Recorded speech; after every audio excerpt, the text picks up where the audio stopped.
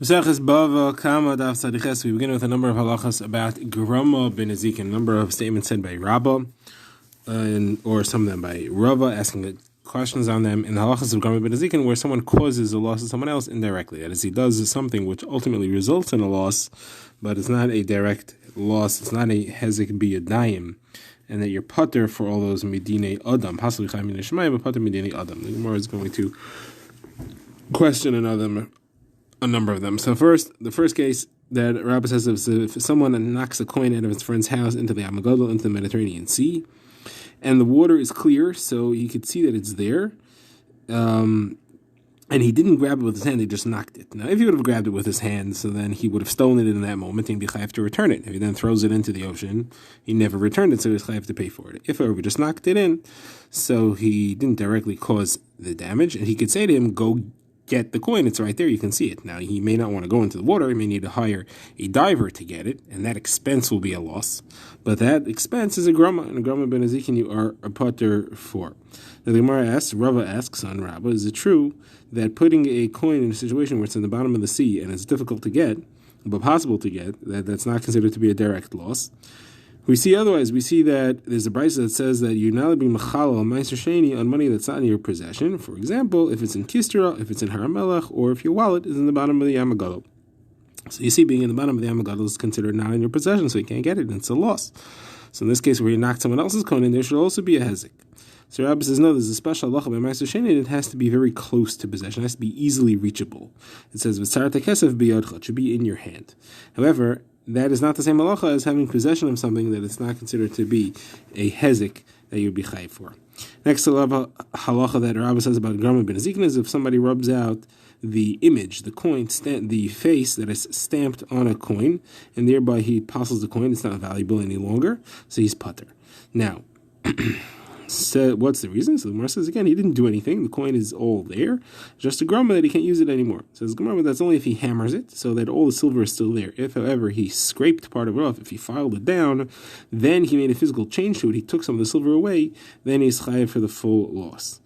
Now, Rav has the kasha on that as well. We have a brisa that says that if somebody hits someone in his eye, someone hits his eved in his eye, or he hits him in his ear and causes him to lose his vision or his hearing, that is considered to be a wound. It's considered to be like knocking out his eye or a limb, and he goes free because of that.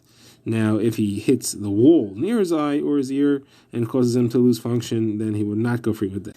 So, you see here, however, that even in a case where he didn't change anything, he just lost his hearing, lost his vision, but nothing actually changed, nothing lost in his body, it's still considered to be a full-fledged hezek. So the same thing should be true if he hammers the coin flat, and then he can't use the coin anymore. So Gemara says, no, this is Rabba l'taimei. Rabba holds that anytime somebody loses his hearing, it must be blood. So, for example, Rabba says that if somebody does something like that to his father and causes him to lose his hearing, he gets misa for that because he must have drawn blood. Any wound that somebody causes his father is chayav misa for that. So therefore, since there's drawing blood, it's considered to be a loss. It's an actual physical change. And that would be like scraping the coin down, not like hammering the coin flat. Next halacha that Rabba says is that if somebody makes a little mum in the ear of someone's cow, so now he passed it for the mizbeach as a very tiny mum. It's fully functional, but as a tiny mum, it's a psul for the mizbeach. So he's not a mazik, he's just a grama, even though it can't be used in the mizbeach any longer. And the cow is pretty much functional the way it was. And lav dafka would this cow have ended up on the mizbeach anyway? Most cows don't go to the mizbeach. So therefore it's not a hezek, he doesn't need to pay for it. On that, Rava asks the question again. We have brisa that says if somebody works if he does malacha with paraduma water, or if he does malacha with a paraduma itself, passing both of them from being used as a paraduma water, so he's patim in the other because that's just a hezek sheni nicker. Implication is any type of hezek nicker, even a tiny nick, he would be chayiv. So you see in the case of nicking the ear, he should be chayiv. Somewhere says no. Really, you'd be potter even if you made a visible change, even if you made a nick. The reason why there we spoke about where there was nothing visible at all is to teach that even though there's nothing visible, there's no visible change at all, one is still chayiv in dinei shemayim. Next, the Rabbi says is if somebody burns someone else's loan contract, so it's a shtar that he could use to collect a loan, he doesn't have to pay him for the value of the loan that he can no longer collect, as he could say, just burned up a paper that didn't have any actual value. Gemara asks, hold on, what's the case here that this is a chiddush? How do we know what was written in the shtar? If we have witnesses who can testify to what it said in there, let them write a new shtar. Who cares that the old shtar was destroyed? And if we don't have witnesses there, that we don't know what it said in the shtar itself, we don't know what was written there, then how could we even discuss, we have a case about paying him for what he could have collected with it, we don't even know what it said. Gemara says, no, the case is that we have no witnesses, so we can't write him a new one, but the person who owes the money based on the shtar trusts the one who was holding it, and he says, I agree to whatever he says is the amount that was written there. Now, the Gemara wants to say this halacha here about a burning of the shtar is related to a machlokes between Rav Shimon and the Rabbanan about a davar hagoyim l'mammon. We had a discussion in Parak Meruba about something which causes value to you, because if you have it, you don't have to pay something, you don't have to replace it. That causes value to you, does that count as money? Does that count as something which actually has value? Or if it itself has no value, just causes value, then it doesn't count. So that's machlokes Rav Shimon and the Rabbanan. So one wants to say this shtar is the same thing. It's a davar hagoyim l'mammon. No value itself, but it causes money because you can use it to collect other money. Says the Gemara, no, maybe you can't compare it at all. As Rav Huna Bar of Yeshua says, well, the way we have Rav Shimon's halacha is where something originally had value, and now it just causes value. It doesn't have any value itself. Here, it never had value. It's just a piece of paper all along. What's the case? So Gemara says, Rav Shimon's case is if somebody stole chametz before Pesach, and then Pesach came, and now the chametz becomes aser bana, becomes worthless, becomes chayav beer. However, the halacha is that the person could just return the chametz to the original owner and say, here's what I stole from you. And then he doesn't have to give him anything else. Now somebody comes along and he burns the chametz. It's on Pesach, he burns the chametz, he does beer chametz. Now the thief can't return it anymore. Now the thief has to give him other things. He has to find new chametz after Yantif and return it, and that has value. So this chametz was not worth anything because it was chametz shavar al Pesach. However, it's davar hagoyim l'mammon, and that's a case where Rabbi Shimon says that it's davar hagoyim l'mammon. The person's chayav for burning it because it was valuable to the thief, and the chachamim say no. So the Gemara says maybe that's just in that case where the chametz before Yontif at least had value, was originally valuable, and the question is, does it retain the value because otherwise it has to be replaced? However, our case, the piece of paper never had any value. Maybe Rav Shimon would agree that this is not called the davar hagoyim l'mammon, and it has no value, and he would not agree with this halacha of Rabbah either. So the Gemara says, the Meimar said there's something called doin dina de garmi. Now, garmi is potentially like a grama. Machlokes Rishonim what a garmi is. Is it the same as a grama, or you're just causing a loss or a damage, or it's a different category of loss or damage? But for now, the Gemara says that those who rule the din of garmi would say that you need to pay the full value of what's written on the shtar. Those who don't collect the din of the garmi would say he just has to pay the value of the paper itself. The Gemara says it was an incident that happened, and Rafam forced Rav Ashi to pay from his highest quality possessions for a shtar that he burned when he was a child, made him pay from his highest things, just as if the beam that people use to draw images on, just the highest level, that's what he made him use to pay.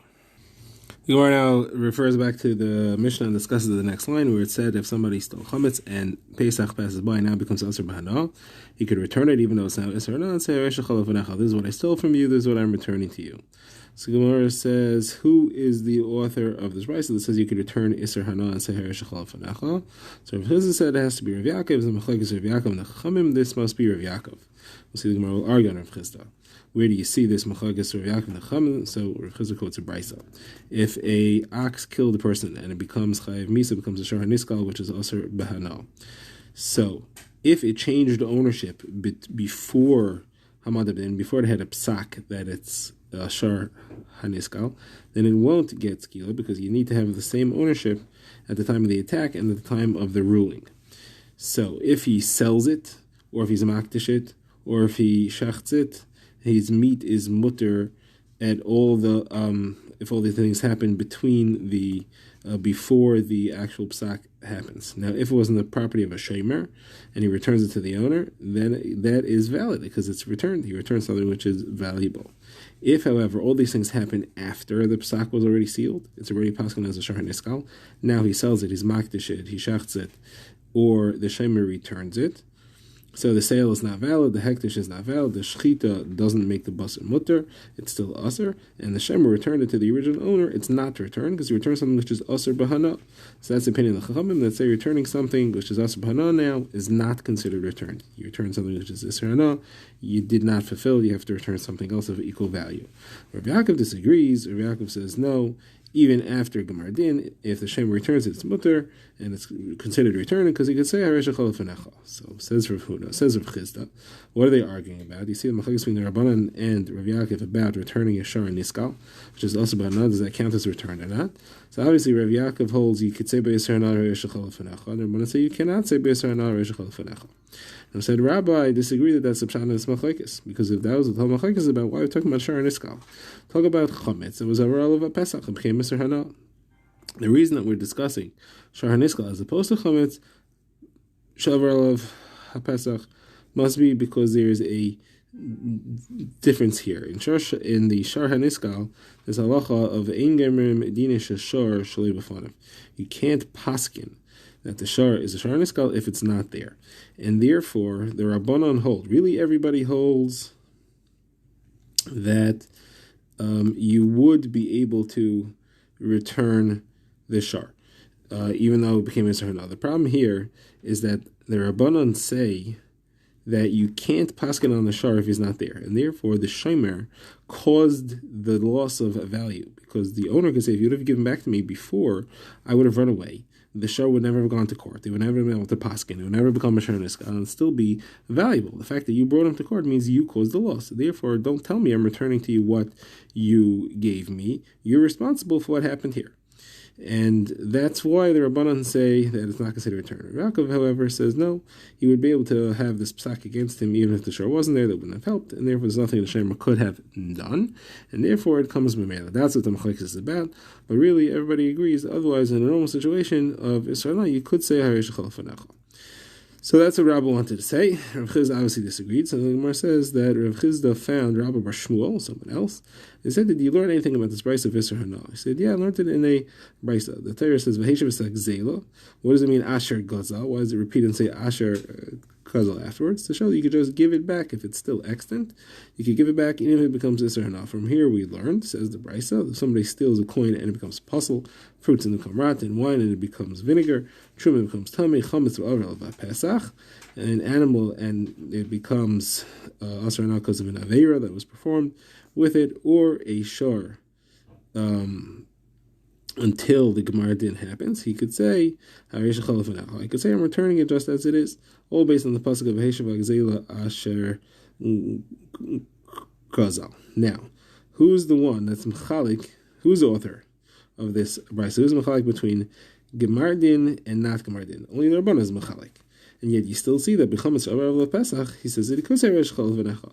So you see, even though the Rabbanan are mechalik between before Gemar Din and after Gemar Din, they still hold you could say Reish Chol V'necha. So you see that they do hold that in Isser Hana you could say Reish Chol V'necha. So that was a proof against Rav Chizda's position. Rav Chizda said, if you find the Chachamim, the Bnei Yeshiva, don't tell them about this brisa you found, because they're going to be excited that they slug me up. Gemara now moves on to the last line, and the Mishnah says that if he found fruits and if he had fruits and they became rotten, he just return them and say Reish Chol Fanecha. Whereas there's a Mishnah that says he can't; he has to pay the value at the time that he stole them. That's where Papa says it depends if they became all rotten or only part of them became rotten. We now begin our next Mishnah, which discusses the halachas of a worker who did a bad job. What is he responsible for? So Gemara says if somebody gave something to workers to craftsmen to make or to fix, Gemara will discuss exactly what, and they messed it up, so they have to pay for it. So, for example, says the Mishnah, if he gave a carpenter a shida teva migdal types of closets or containers, carriages, and they broke it, so they need to pay for it. Now, if somebody hired a builder to knock down a wall, so he's supposed to knock down the wall and leave the stones reusable. They should be intact. So if he broke the stones, he has to pay for the stones. If he was knocking on the wall on one side and the stones fell on the other side, so it's not because of his blows, not because of how he hit the wall, it's just because the wall got weakened by some of the destruction and therefore it fell, he doesn't have to pay for that. It's considered an einus for that. But if he hit the wall too hard and it fell off in a different spot, then he's chayiv. Now again, the Gemara, which analyzes the first two lines in the Mishnah. The first one said that if he gave something, it doesn't say what, to a worker and they broke it, he has to pay. And it says that if he gave him a specific object, a shida teva migdal, and he ruined it, he has to pay. So what are these two lines about? So Rav Asi wants to say that both lines are talking about where he gave him a fixed kli. He gave him a shida teva migdal, and he broke it. And Rav Asi says that the Mishnah is first saying the halacha, and then it's giving an example of it.